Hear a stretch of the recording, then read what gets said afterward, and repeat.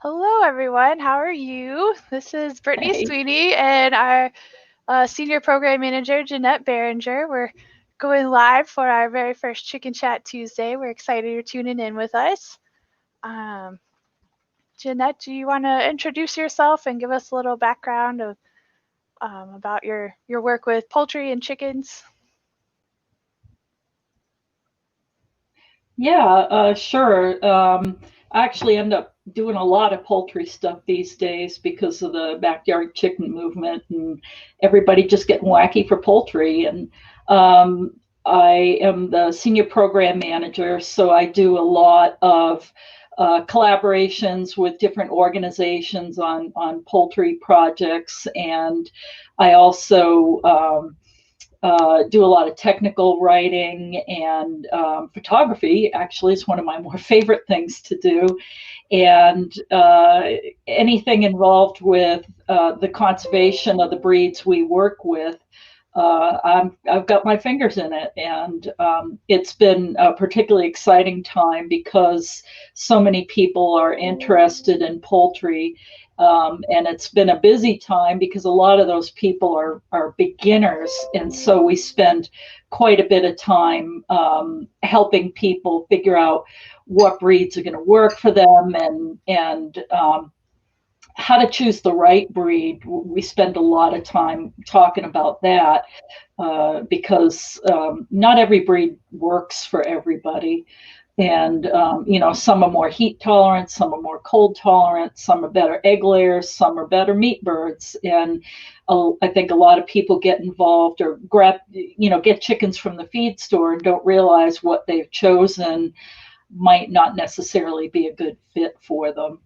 And so we try to help them along that rocky road.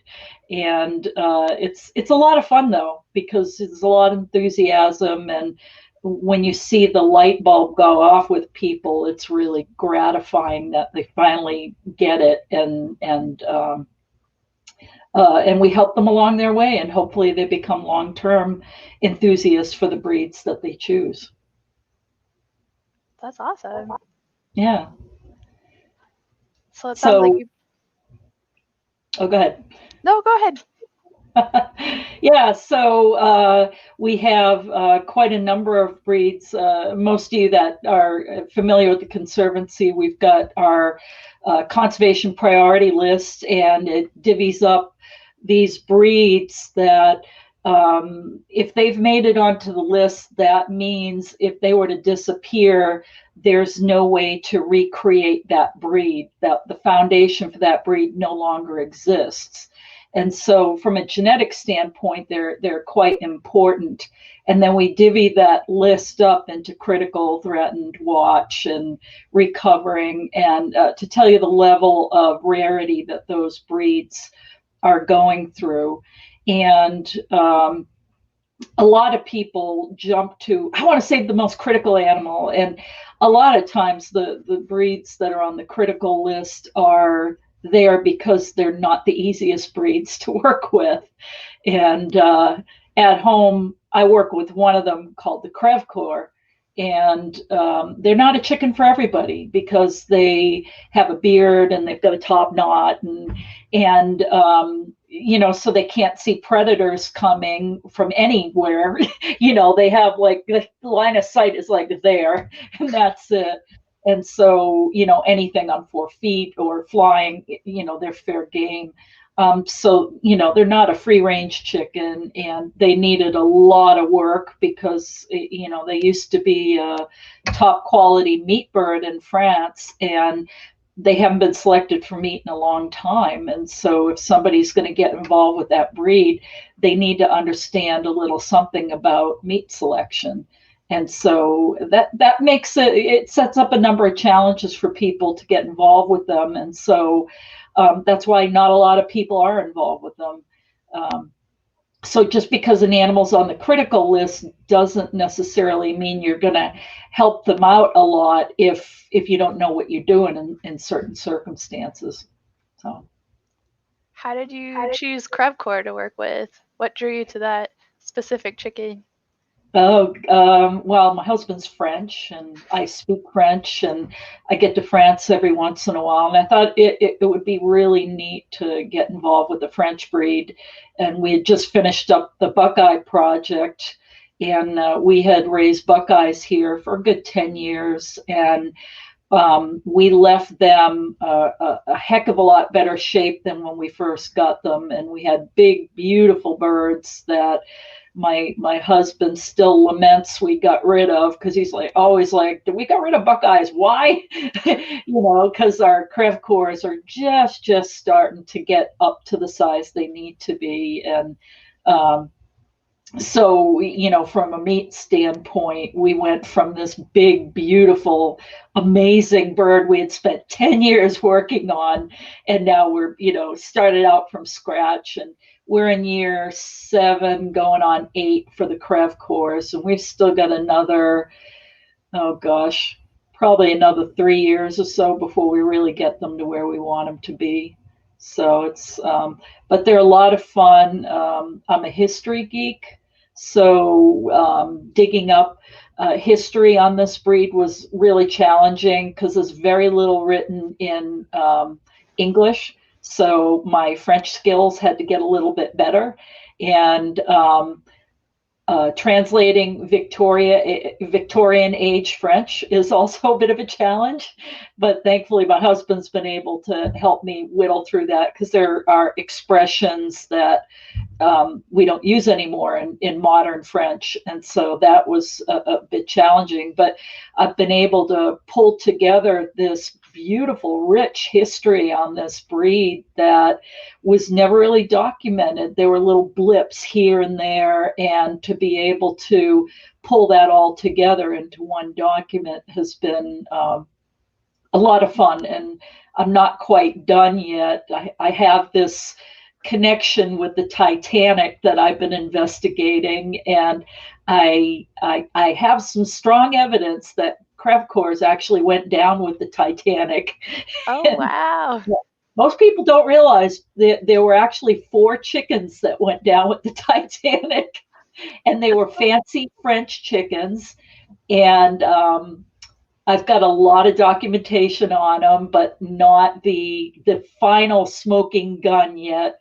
I know where it is, and if France ever lets us back in, my next trip out there, I'm hoping to find that smoking gun. That'll be the final piece. But that's been an odyssey in itself, because if you've ever run into Titanic buffs or historians, they're very passionate, and to present to them something they've never heard of before, and they're like, what? What do you mean chickens went down? And I'm like, well, yeah, here's a document. Here's who owned them. Here are the eyewitnesses, So it's been That's kind of fun. amazing. I had no idea. Oh, I'm gonna, yeah. I'm gonna Uh-huh. stop you real quick because we got a few questions coming in. Do you want to take some questions? Oh, yeah, sure. Awesome.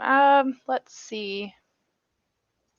This says, are breeds of livestock and poultry that graduate off the CPL still considered a heritage breed?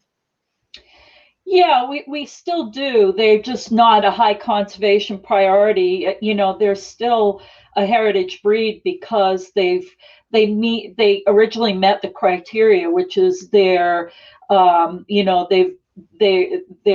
purebred that is created from a foundation that can't be reproduced, and that they have a long history in the United States, and that they can thrive outside on pasture and breed naturally. So yeah, they would still be considered a heritage breed. It's just a successful one. All right. Thank you, Jessica Creasy. We've got one from Alex Freebos. Sorry, Alex. I hope that's how you say your name. Quick question. Where would you purchase heritage breed chickens?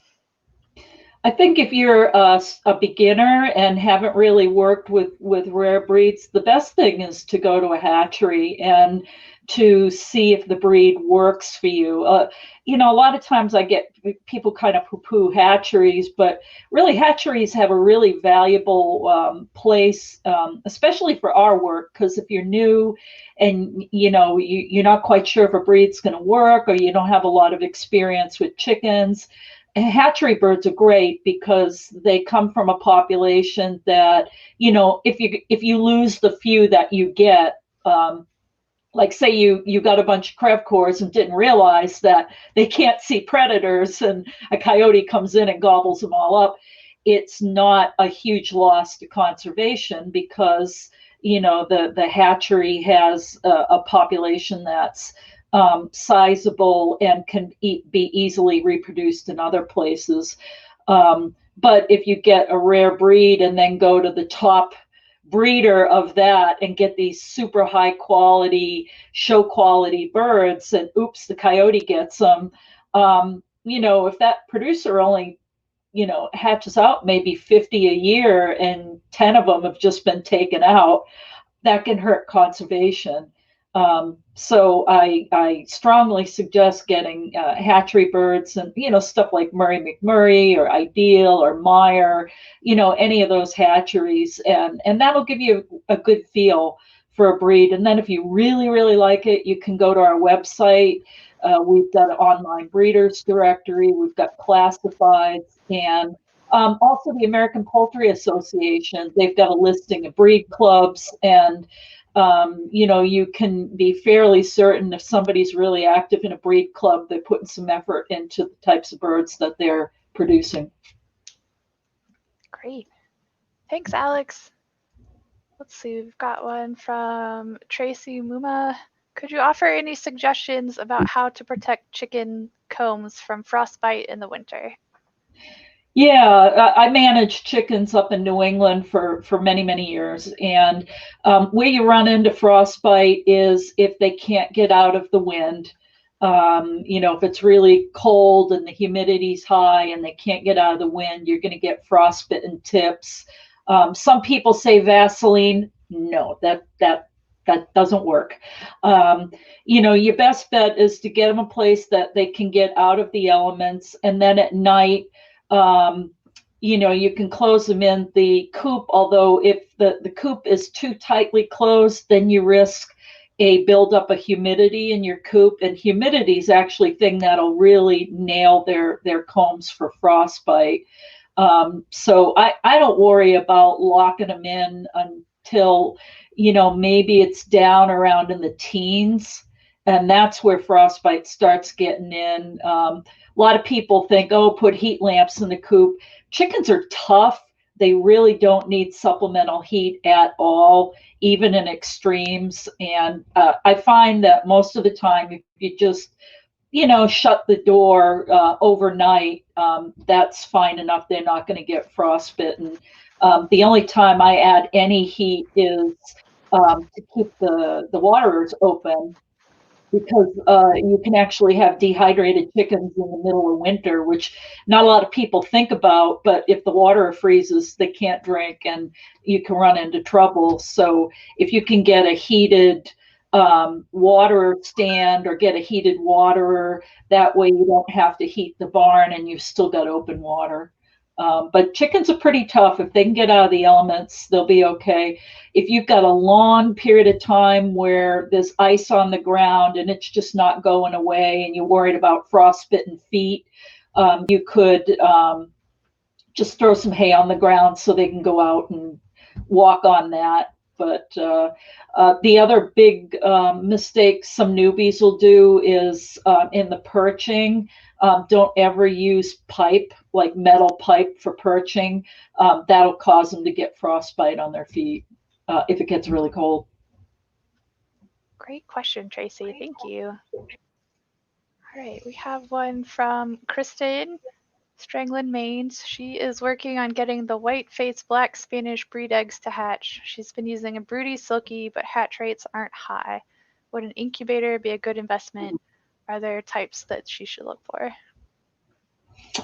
There are two things. One is the birds that you're getting the eggs from. I would put them on a really good vitamin supplement for at least a month before you start collecting eggs. If a lot of times the birds are just on layer diet, a lot of people think, layer diet means, oh, they can produce eggs and, and we'll hatch them. Layer diet has only the minimum needs that a bird has for creating an egg for eating. It has nothing to do with hatching eggs and fertility. And so you can have your birds on layer diet, but if you're going to be hatching eggs, add that vitamin supplementation. That's going to make a huge difference. And again, at least a month before you start collecting eggs. The other thing is the age of the animals. If you've got an older rooster, and older meaning over 2 years old, sometimes fertility starts to slack off when they get older.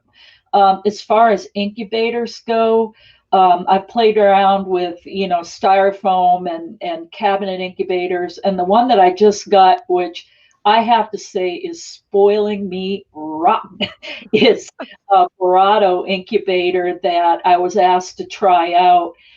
It's an Italian brand that Premier One just started selling.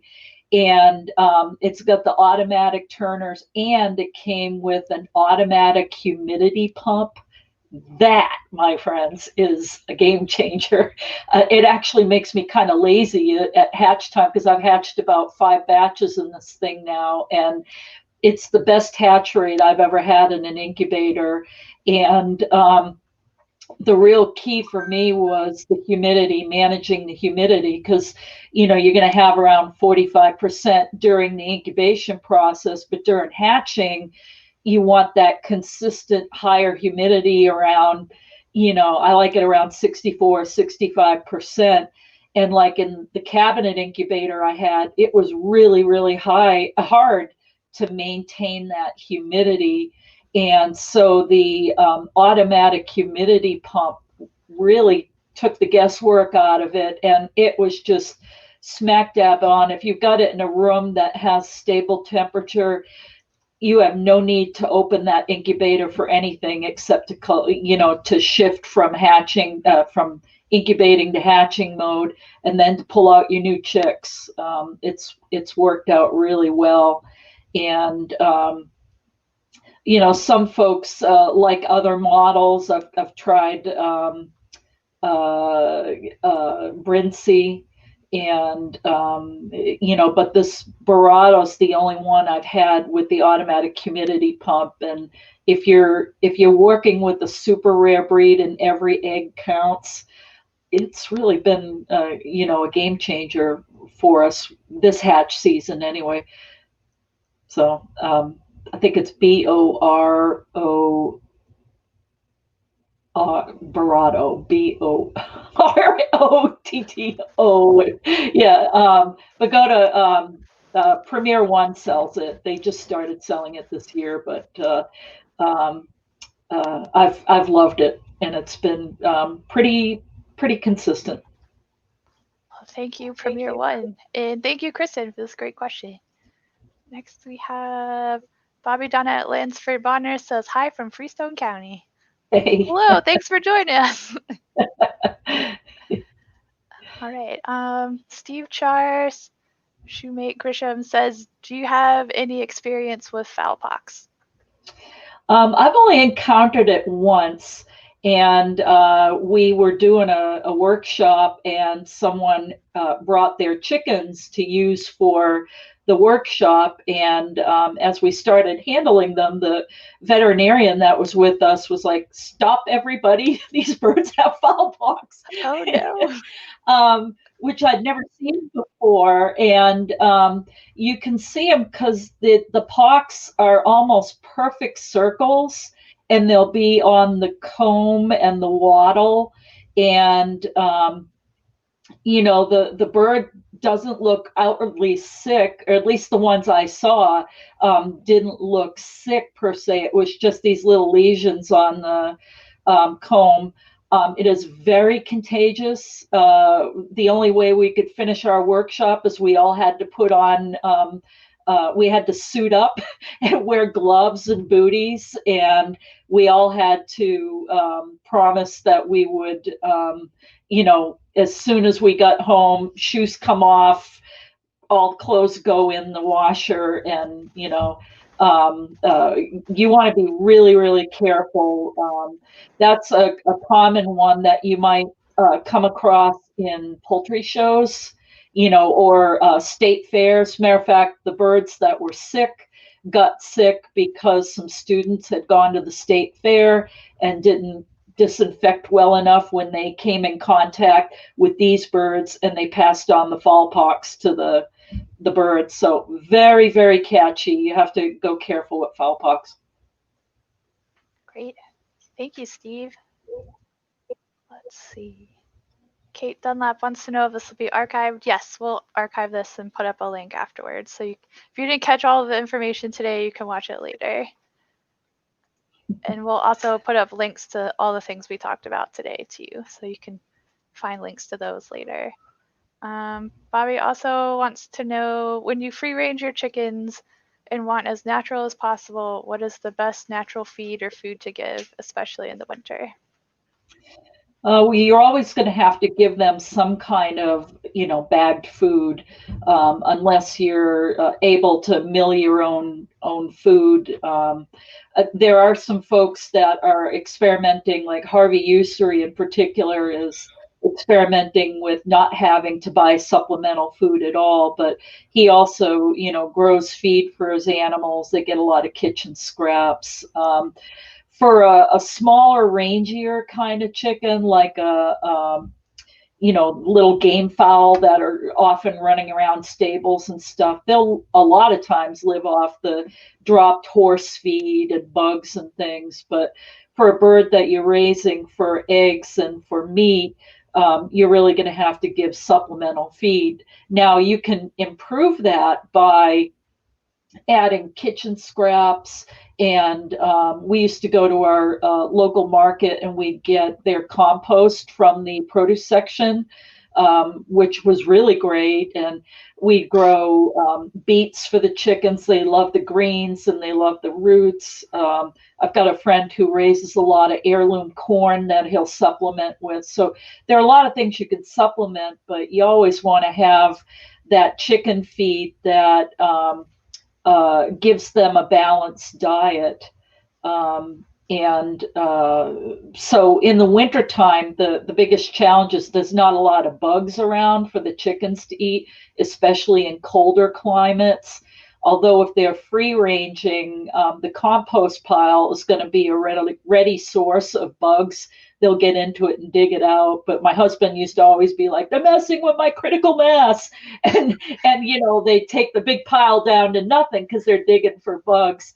And so you got to keep up with the, shoveling the stuff back up into a pile. And so it's a challenge in the winter, but, check your local market and see if if they've got a compost bag that you can, take home, or, maybe even spent brewery grains. You can feed out some of that as a snack, not as a complete food. Or grow stuff. The beets, mango beets are really great. They like that. You could harvest those. They keep fairly well during the winter. And any kind of greens that maybe are not great for your consumption, they're going to love it. They get just about everything that we get out of the kitchen, minus any poultry products. I don't like to feed them that, but in the wintertime in particular, they love suet. Like if we have leftover beef or lamb bones, we'll put it in there, and it's like meat to piranhas. They're just like, they love it. And but make sure you pick that up at the end of the day so it doesn't get rancid out there. Great. Thank you, Bobby Donette. All right, last one we've got coming in so far from Rebecca Vanderblut. I'm sorry if I butchered your name, Rebecca. What is the best way to control lice in free-range chickens, especially ones you can't catch? Well, the best thing would be a good dust bath. And if you can put, I like a mixture of sand and hardwood ashes from the fireplace and diatomaceous earth, and put that in the dust bath. And that's a really good way to do it. Depending on your philosophy on chemical dust, that there are products you can get at the feed store that treat lice or mites. You might be able to mix some of that in there too. Most people like to do something more natural with the DE and the wood ash and the um, sand. You just do equal parts. And, if it stays dry and it's in a place where they feel comfortable, they'll get in and out. My Buckeyes, especially, the second I put anything in the dust bath, they were in there right away. And I even start, if you're hatching your own chicks, you can actually put a dust bath in the brooder. And I think did we put that video of the chicks in the dust bath on our YouTube channel? I think so. If not, we can repost it again because it's very cute. Yeah. So after the chicks have figured out what food and water is, I'll start to introduce a little dust bath, and it's just a little corner chinchilla or ferret litter box. It's just a piece of, like a mini cat litter pan, and I'll put the equal amounts of the DE and the wood ash, and the chicks take to it right away. They know what to do. The chicks in the video are only I think they're only about a week old. And I mean, literally within minutes of putting it in there, after they stopped being afraid of the pan, they got in there, and it's like this aha moment. One of them gets down and starts, digging away. The thing is, you can't leave it in all the time. You have to pull it out, because otherwise the chicks really like to settle down and turn that into their bed.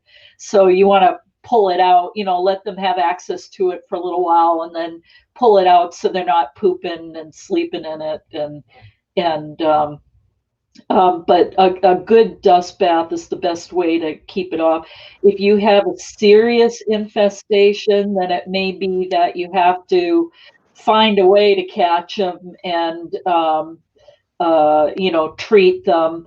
If you can't catch them, but there's like a place that they bed down at night, maybe you could try treating that area, and you want to treat it a couple of times, 2 weeks apart from each other, because you've got to break that cycle. Like, we can kill all the bugs on them, but that might not take care of the other animals or the eggs that are in the environment. So you want to treat them again in 2 weeks.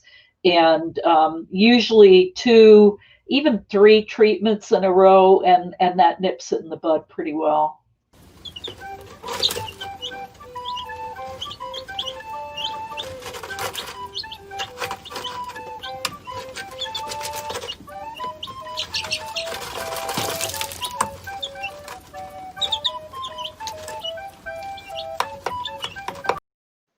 All right. Sorry, I got really excited about it. Did it play all right? I think it did. Yeah. Sorry. Yeah, it kind of froze on my screen, but if you could put that on the YouTube channel, it'll show. But you could see the chicks very much like the dust bath. All right. I thought it would play while we were talking, so I apologize for interrupting you in the middle of that. Okay. Thank you, Rebecca, for that question. Let's see. Our next one is from Verna.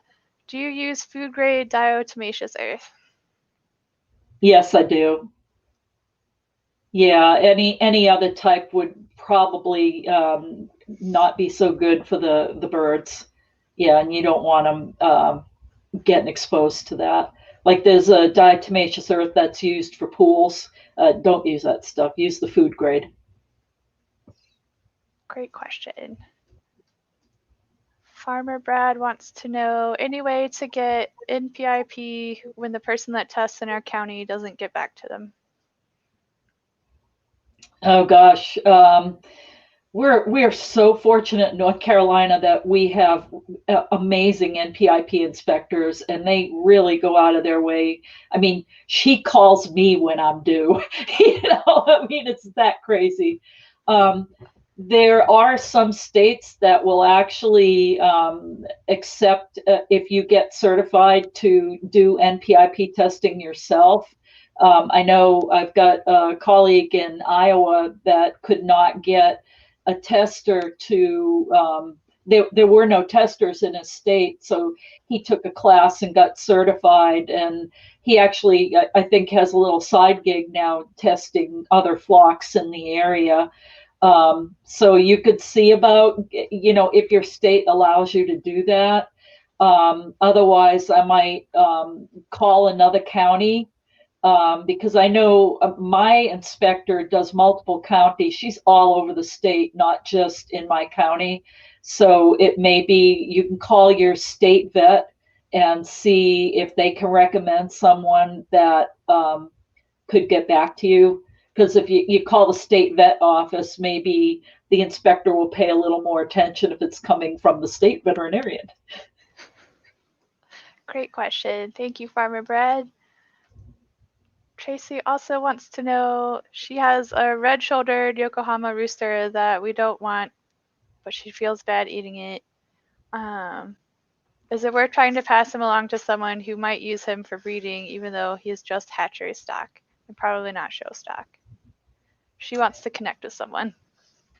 The easiest thing you could do to connect to folks, if you're a member of the Conservancy, you can certainly post them in classifieds on our website.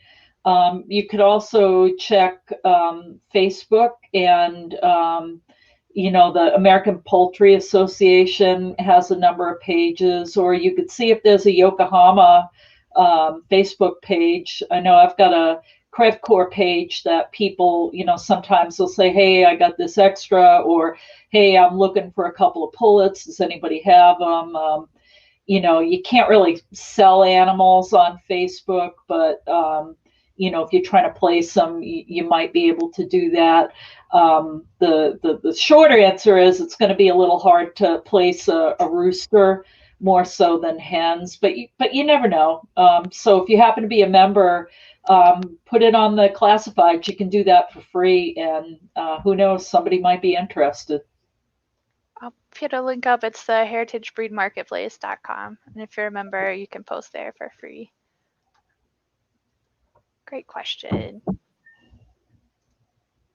Verna also wants to know, what about agricultural lime? Do you use that in your coops? No, I haven't.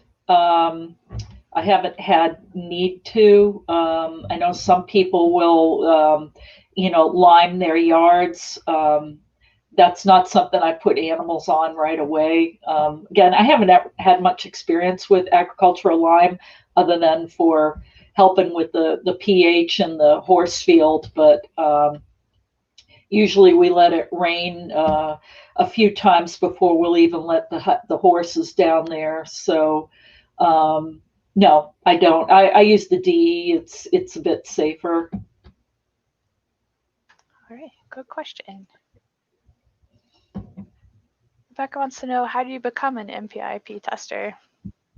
If your state allows that, you would call the state veterinary office and ask them where would be the closest place where you could get certified, because they'll have to, you'll have to learn how to handle the testing reagents, and how to restrain the chicken properly, and how to poke the vein properly and safely. So there's a little bit to it. It's not rocket science. It's pretty easy stuff. But so I would call the state vet office and see first if they allow that, and if so, then where can you get training. All right, I think that's it. Let's see. Farmer Brad, we hope you get MPIP soon. I'm gonna Yeah, I'm, we're I'm just so spoiled in North Carolina. I mean, our testers are worth their weight in gold. They really are. They come day, night, weekends, weekdays. I mean, they're just amazing. And I wish it was that way in every state, but they're very much appreciated here.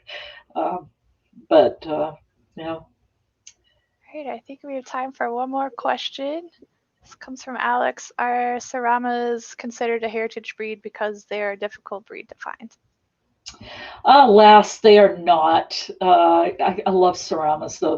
They're just these. I always am amazed that they get put on these pedestals and they'll just sit there all day, posing for you. They're not. They're fairly common in the shows, and so if you're having a hard time, I mean, once the world gets back to normal and we're having chicken shows, go to the American Poultry Association website. There is a Cerama Club, and if you can't connect with the club members, they have a listing of shows once they're up and running again, and go to a show in your area. And I guarantee you, there's probably a chicken show within driving distance somewhere. And Ceramas very rarely are not at a show because they're a popular show bird. But they're a lot of fun, and uh, just very charming birds. Thanks, Alex. Jeanette, do you have time for a couple more? Sure. Okay. If Let's see. Is there a particular heritage breed that does best in Texas? Well, I'd go with one that is heat tolerant for sure. But I've seen all kinds of birds that are raised in Texas. My advice would be to stay away from something that's a real big-bodied bird like a Brahma or a Cochin, because they're going to have a hard time radiating heat. And I'd lean towards Mediterranean breeds because they're all fairly heat adapted. They're mostly high volume egg layers, though. So if you're looking for a meat bird, you might think of something like a Minorca. Maybe they've got a little bit bigger body than, say, a Leghorn. But I mean, a Leghorn is perfectly edible too. My buddy just butchered about 20 of his last weekend, and they look great. Um, but yeah, look for stuff that can radiate heat, the big combs and the big wattles, and that way they can radiate heat and handle it much better than birds with small combs and wattles. Thank you. Thanks, Bobby. Donette. We have one from Tamara. Do you use a disinfectant between batches in your brooder grow out pens? If so, what do you use? I use good old fashioned chlorine bleach solution.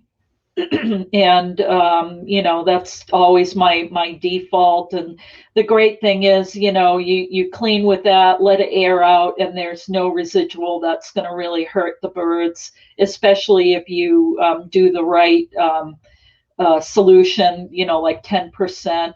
And like even the incubator I use, that's what they suggest as a chlorine bleach solution for both the incubator and the humidity pump. And so I'll run it through the pump and clean everything out. So, but chlorine, if it's not diluted properly, it can be a little bit dangerous, especially if it splashes on you.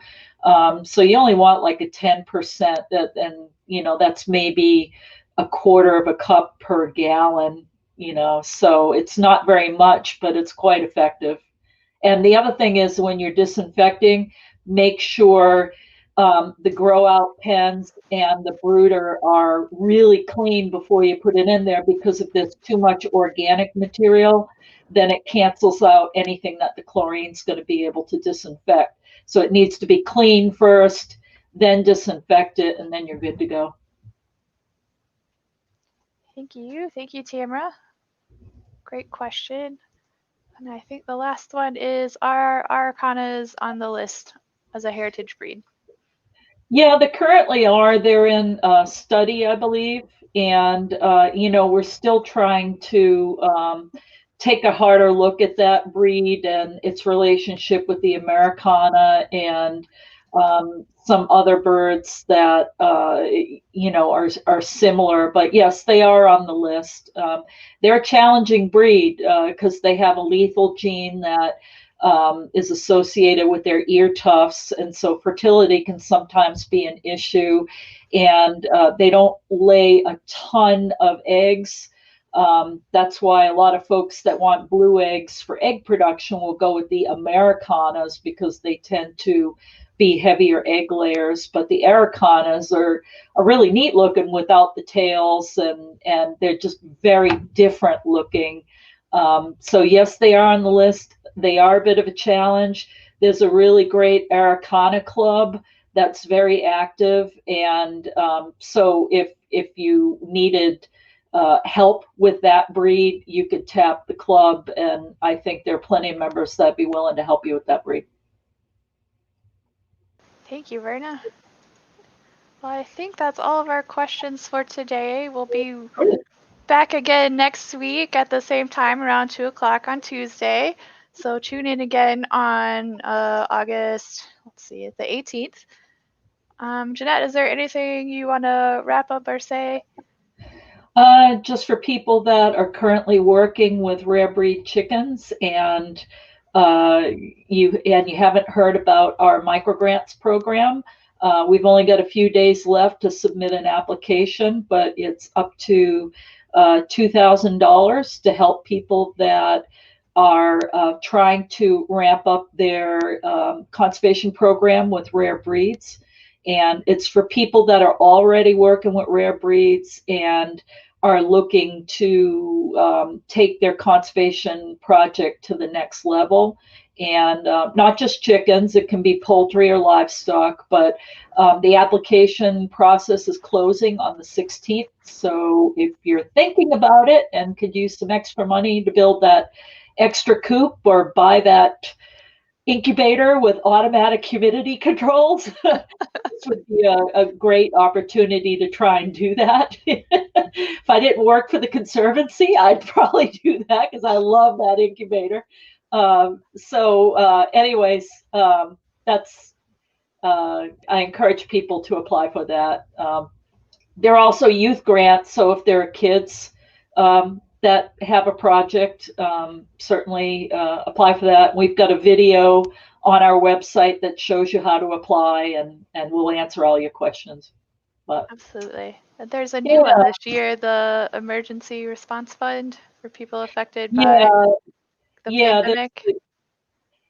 That's specific for people that have been hit by the pandemic and are in a tight spot, whether they've been laid off or something, because of the pandemic has really hurt their efforts. And, if they just need a cash influx to help feed the animals until they get back to work, or there's some particular need that is really pressing in an emergency situation, emergency housing, emergency like pasture to get the animals out on.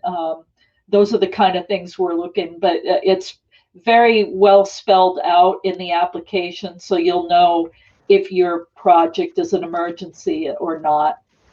And it's typically for significant populations. Like if you have a bunch of hatchery birds, that's probably not going to fit the bill. But say you've been working with the breed for many years and you want to keep going, but you've been laid off and you just need a little help until we get through this, then that would be the kind of thing that we would fund.